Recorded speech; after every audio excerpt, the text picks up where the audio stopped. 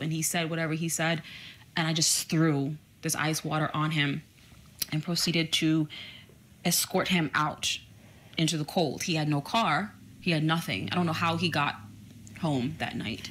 SuperHead is just something else. She's like another species.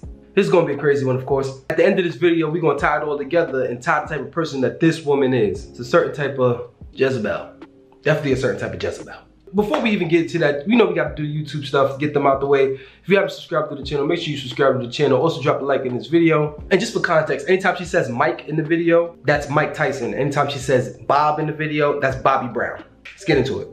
Bob's in Vegas for 3 or 4 days. On day 2, I get a call from someone that says Bob and Mike are holed up in the bathroom or the bedroom,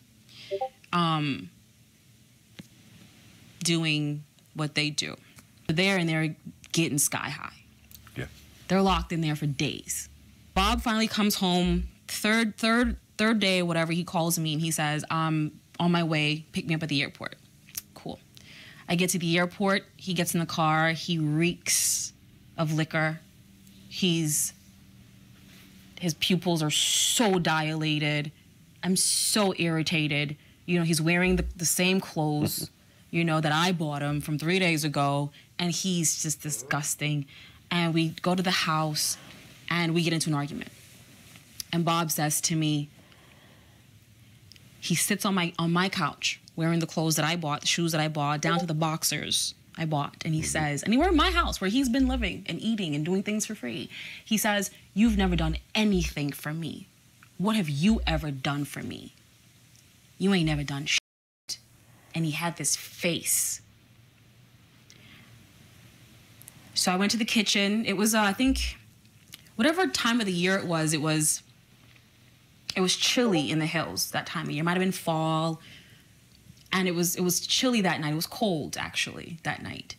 And I went to the kitchen, and I had a pitcher or a large cup, or it might be one of those large, like, slushy cups or something.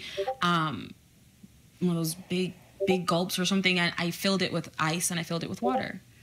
And I went back to him, and he was still talking. You've never done shit. And I'm sitting there, and I'm just drinking from this big gulp. And he said whatever he said, and I just threw this ice water on him and proceeded to escort him out into the cold. He had no car. He had nothing. I don't know how he got home that night. I assumed he called Alicia, who's now his wife, to come get him. One thing about SuperHead, when she says these types of stories, she always picks a particular type of guy. The type of guy that she likes is the guys that she can abuse. She likes weak men that she can always take advantage of. If you haven't seen the video before when she talked about her husband, and that one was crazy. I'll leave a link in the description for that one. So make sure you go watch that one if you haven't seen it. It's crazy. She takes care of men that are vulnerable and weak, and then she abuses them when they're vulnerable and weak. Not only do you throw cold water in his face, you throw him out in the cold right after, while he's soaking wet. That's crazy. But let's continue. I hadn't seen him again for 4 months or so. Hadn't talked to him, was done. It was done. And then one night, there's a knock at the door, and the doorbell's ringing. Ringing. And I'm like, who? I have gates and stuff. So I'm like, who's at my door? You have to jump my gate to get to my door. Who's at my door? Bob. Drunk, high, belligerent Bob. And I look out, and there's no car. He's gotten dropped off. It's probably 2 in the morning, 4 in the morning, some crazy time in the morning. And Bob is at my house, and I'm on a hill, by the way. There's no way to walk. You can't. There's coyotes. I'm hearing coyotes outside. I'm like, Bob, get in the house. Right. What are you doing? This is like the same probably coyote infested area that she put him out in the cold when she threw the water in his face. Let's just keep that in mind. It's my first time seeing him since he told me I hadn't done anything for him. Mind you, I've been taking care of him now for over a year, okay? But I didn't do anything for you. Your wife left you. And I am taking care of you financially and otherwise, but I haven't done anything. Okay, cool. He proceeds to try to have sex with me. And he's like grabbing and kissing, and he reeks of tequila, and it's just gross. And I hadn't seen him in 4 months, and frankly, I was over it.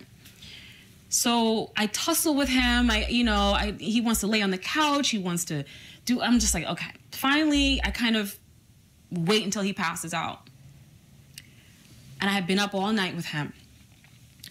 And I went into my bedroom and I just sat on the edge of my bed and I was just like, this is f***ed up.